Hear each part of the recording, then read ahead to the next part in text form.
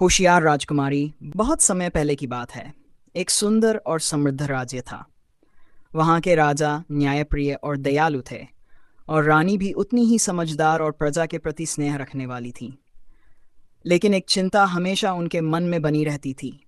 उनके कोई संतान नहीं थी। राजा रानी दिन रात यही प्रार्थना करते कि उन्हें एक संतान का सुख मिले। आखिरकार वर्षों की प्रतीक्षा के बाद वह शुभ घड़ी आई जब महल में नन्ही किलकारी गूंजी। रानी ने एक सुंदर कन्या को जन्म दिया। पूरे राज्य में आनंद की लहर दौड़ गई। ढोल नगाड़े बजने लगे और हर गली में मिठाइयाँ बांटी गई। राजकुमारी का नाम सुमित्रा रखा गया। समय बीता और सुमित्रा बड़ी होने लगी। वह सिर्फ सुंदर ही नहीं बल्कि बुद्धिमान और दयालु भी थी।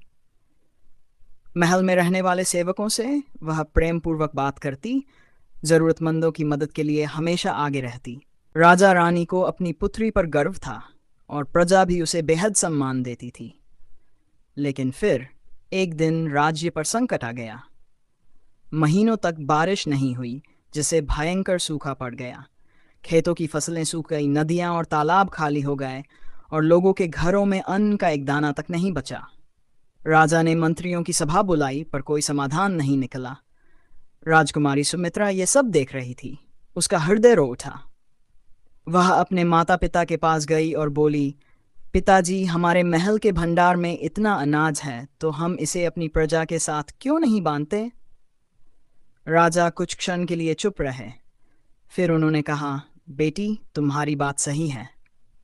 अगले ही दिन राजकुमारी ने खुद अनाज बांटने का काम शुरू कर दिया। वह खुद गांव गांव जाकर भूख से पीड़ित लोगों को भोजन उपलब्ध कराने लगी। उसके इस निस्वार्थ कार्य को देखकर प्रजा भावुक हो गई। लोग उसकी जय जयकार करने लगे। राजकुमारी सुमित्रा की जय। कुछ समय बाद जैसे ही पहली बारिश की बूंदें धरती पर गिरीं, पूरी धरती फिर से हरी भरी हो गई। राज्य में खुशहाली लौट आई। राजा रानी ने महसूस किया कि उनकी पुत्री सिर्फ एक राजकुमारी नहीं बल्कि एक सच्ची नेता भी है। उन्होंने घोषणा कर दी कि अब सुमित्रा ही राज्य की अगली शासक बनेगी। कुछ वर्षों बाद जब राजा वृद्ध हो गए तो उन्होंने अपनी पुत्री को राजगद्दी सौंप दी।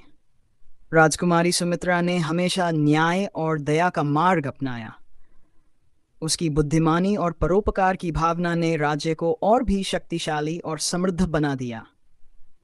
आज भी लोग उसकी कहानियां सुनाते हैं और कहते हैं, ऐसी राजकुमारी हर युग में होनी चाहिए। धन्यवाद।